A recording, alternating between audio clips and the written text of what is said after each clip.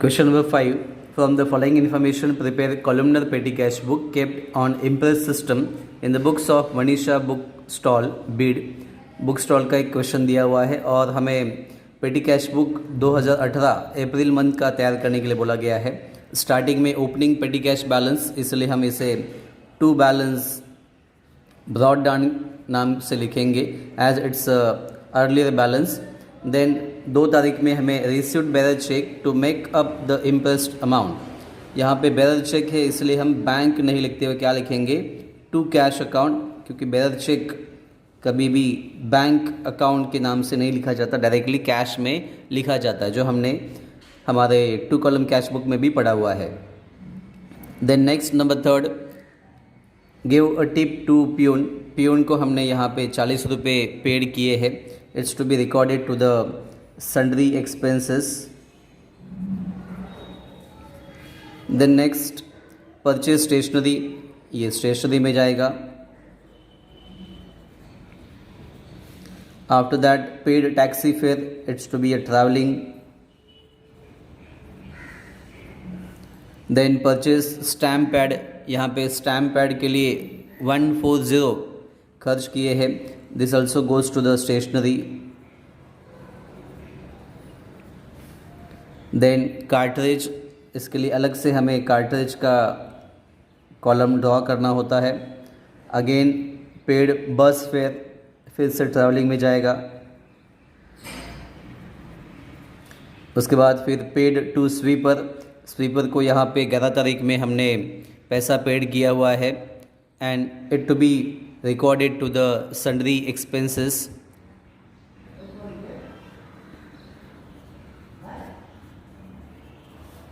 Then purchase a box of pencil.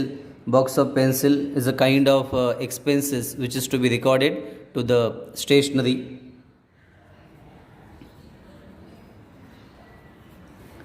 Stationery से pencil खरीदा जाएगा इसलिए स्टेशनरी में जाएगा। Then paid mobile charges, mobile charges या इंटरनेट चार्जेस, हमने अर्लियर क्वेश्चन में भी इसे सन्ड्री एक्सपेंसेस में लिखा था। Then give to Sohan on account, Sohan को हमने यहाँ पे पैसा पे किया है। मैंने लास्ट लेक्चर में या हमारे वीडियो में भी आप लोग कहा था कि जब किसी पर्सन को पैसा पे किया जाता है या फिर किसी असेट्स के लिए पैसा खर्च किया जाता है तो वो लेजर में जाता है, इसलिए ये हम लेजर में लिखेंगे। Then paid for refreshment to staff, sundry expenses. Then paid railway fare, fare है मतलब travelling. And the next one last, paid carriage. Last का जो पेड कैरेज है 65 रुपीज़, ये कैरेज में ही जाएगा। ठीक है, अभी मैं कॉलम ड्रॉ करता हूँ और फिर आप लोगों को जिस तरह से मैंने यहाँ पे एक्सप्रेशन बताया है वहाँ पे कॉलम वाइज अमाउंट को पोस्ट करेंगे। अभी जैसे मैंने डिस्कस किया, कॉलम ड्रॉ करने थे हमें। I have prepared column here in the books of Manisha book stall petty cash book. Amount receipt का पहला कॉलम है, then the CBF, after that date, particulars, voucher number, then total amount paid, carriage, carriage और cartridge दोनों एक में ही लिखने वाले हम। Then stationery, travelling, sundry expenses, it means miscellaneous expenses, then the LF and ledger, these are to be the columns. Okay, now we'll start. पहला जैसे हमने डिस्कस किया था 2018 फर्स्ट अप्रैल का ट्रांजेक्शन ओपनिंग पेटी कैश बैलेंस, इसलिए हम उसे टू बैलेंस ब्रॉड डाउन के नाम से लिखने वाले थे। 2018 first of April to balance brought down. Amount लिखते वक्त हमें टोटल पेड में नहीं, क्योंकि ये पहले से हमें पैसा मिला हुआ है, इसलिए अमाउंट रिसीव्ड में 200 रुपये लिखेंगे। Then the next one is the 2 तारीख का ट्रांजेक्शन है 2 अप्रैल, रिसीव्ड बेरर चेक, इसलिए हम उसे टू कैश में लिखने वाले थे। टू कैश अकाउंट, कितना चेक मिला हुआ है तो 1200 रुपये का चेक मिला है, लेकिन ये बेरर चेक है इसलिए कैश के नाम से लिखा हमने, बैंक अकाउंट नहीं लिखा है। देन नेक्स्ट 3 तारीख का है, give a tip to peon, to tip to not to, यहाँ पे हमें अभी बाय लिखना पड़ेगा क्योंकि ये एक्सपेंसेस है, इसलिए बाय वर्ड से हमें यहाँ पे स्टार्ट करनी पड़ती है। बाय टिप टू प्यून, कितना प्यून को पैसा दिया है तो 40 रुपीज़ पे किए हैं। और कहाँ लिखना है हमें तो सैलरी एक्सपेंस में लिखना है। देन नेक्स्ट यहाँ पे हमें 4 तारीख का ट्रांजेक्शन दिया है। परचेज स्टेशनरी, इसलिए बाय, जितने भी खर्चे वो बाय वर्ड से स्टार्ट होते हैं, जो अमाउंट रिसीव होता है वो टू से स्टार्ट होते हैं, इसलिए बाय स्टेशनरी। कितना स्टेशनरी खरीदा है तो 150 रुपये का, 150। कहाँ लिखेंगे स्टेशनरी में। देन नेक्स्ट 5 तारीख का ट्रांजेक्शन है। Paid taxi fair, bye taxi fare. Taxi fare 35 rupees का पेड किया है। ट्रैवलिंग में लिखना पड़ेगा क्योंकि फेयर है, टैक्सी है। जब भी कोई व्हीकल से हम ट्रांसपोर्ट से आएंगे जाएंगे तो वो ट्रैवलिंग में ही जाएगा। देन नेक्स्ट 6 तारीख का ट्रांजेक्शन है। बाय स्टैम्प पैड,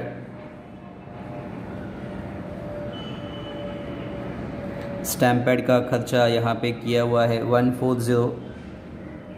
और स्टैम्प पैड का 140 हमें कहाँ लिखना है तो स्टेशनरी में ही लिखना है 140। जितना पॉसिबल होगा उतना आप लोगों को अमाउंट फिगर्स एक के नीचे एक लिखने की आदत रखो, ताकि फिर टोटलिंग करने में आप लोग को कोई डिफ़िकल्टी नहीं हो। क्योंकि इस क्वेश्चन में सबसे इम्पॉर्टेंट आपकी टोटल पेड कितनी हुई और कितना बैलेंस बचा, ये आखिर में आप लोगों को कैलकुलेट करना होता है। और वहाँ पे स्टूडेंट्स मोस्ट ऑफ मिस्टेक करते हैं। अदरवाइज़ इस क्वेश्चन में ज़्यादातर डिफ़िकल्टी कुछ नहीं है। देन नेक्स्ट नंबर 7, यहाँ पे कार्ट्रिज के लिए पैसा पेड किया है, इसलिए बाय कार्ट्रिज। अमाउंट है 40 रुपीज़। कार्ट्रिज जैसे मैंने कहा कि कैरेज एंड कार्ट्रिज दोनों के लिए हमने एक ही कॉलम तैयार किया हुआ है, इसलिए उसी में ही लिखेंगे। उसके बाद फिर नंबर 8 तारीख का ट्रांजेक्शन है। बाय बस फेयर, बस फेयर में यहाँ पे 30 रुपये पेड किए हैं, इसलिए ये ट्रैवलिंग में लिखने पड़ेंगे। फिर 11 तारीख का है paid to sweeper, by sweeper. कितना पैसा पेड किया स्वीपर को तो 50 रुपये पेड किए हैं, सैलरी एक्सपेंसेस में लिखने पड़ेंगे। फिर 13 अप्रैल, 13 अप्रैल में बॉक्स ऑफ पेंसिल ख़रीदा है, इसलिए बाय पेंसिल बॉक्स। कितना अमाउंट यहाँ पे दिया हुआ है पेंसिल बॉक्स के लिए 50 रुपये के बाद हमने यहाँ पे पेंसिल बॉक्स 40 रुपये का ख़रीदा है, स्टेशनरी में लिखेंगे। देन नेक्स्ट 14 अप्रैल, बाय मोबाइल चार्जेस। अमाउंट है 35 रुपीज़।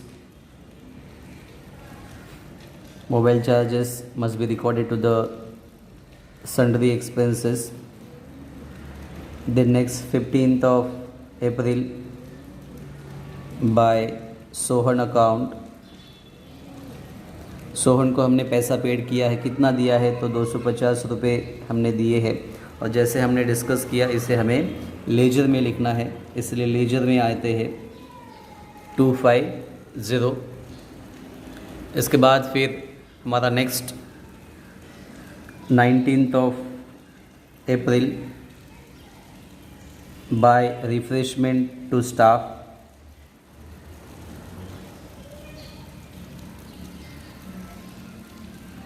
बाय रिफ्रेशमेंट कितना पेड किया है तो 150।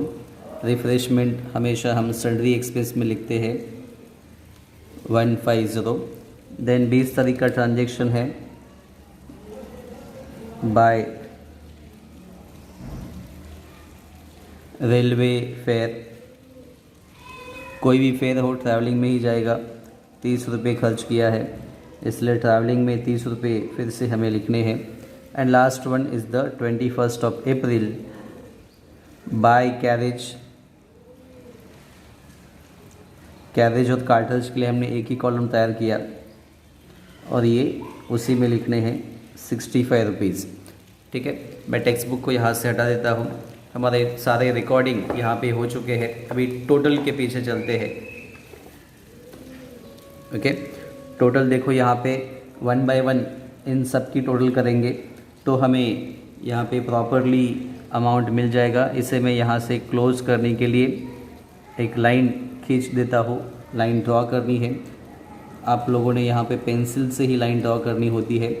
कैरेज का देखो 40 + 65 यहाँ पे 105 रुपये हो गए, 105। Then 150, 140 and 40 it is to be the 330।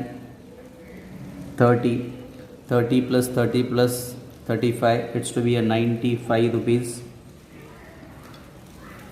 Then next इन चारों की total 40, 50, 90, 90 + 35 and this 150 is to be a 275 और लेजर में एक ही अमाउंट है 250 का। अगर इन सब की टोटल हम करते हैं, बेटर वे आप लोग इस टोटल के पीछे जाने से अच्छा है कि आप अगर ये सब की टोटल एक के नीचे एक लिखते हैं और फिर उनकी टोटल करते हैं तो टोटल करने में भी आसानी जाती है। और इन सब की टोटल एक्सपेंसेस मैं यहाँ लिख देता हूँ।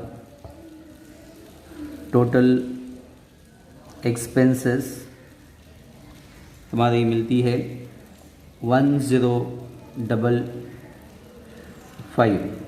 अगर 1055 से हमारे पास कितना पैसा था तो ये 1200 और पहले का 200, इट मीन्स 1400 से 1055 माइनस करते हैं तो हमें बैलेंस मिलेगा 345। और इसे 30 तारीख में किस नाम से हम लिखेंगे? By balance carried down. Okay, उसके बाद फिर इसे यहाँ पे हमें क्लोज करना होता है, इसलिए 2 अंडरलाइंस यहाँ पे ड्रॉ करेंगे and will make a line here also. Same amount हमें यहाँ पे जहाँ 345 लिखे हैं उसी के बिल्कुल सामने हम 1400 जो ऊपर की टोटल है वो लिखेंगे। उसके बाद फिर नीचे हमारा कितना बैलेंस बचा, तो बैलेंस हमारे पास है 345 और इसे हम मई 1 में 2 बैलेंस ब्रॉट डाउन के नाम से लिखेंगे एंड एट द एंड 1055 यहाँ पे लिखेंगे टू बैंक अकाउंट। ये पैसा हमें वहाँ पे यूटिलाइज करने के लिए, इतना बैलेंस हमारे पास, इतना एक्सपेंसेस हमने किया और इतना हमारे पास बैलेंस बच गया। ओके, अगर आप लोगों को मेरा वीडियो पसंद आया है तो मेरे चैनल को सब्सक्राइब करो, अपने दोस्तों के साथ इसे फॉरवर्ड करो, लाइक करो। Thank you.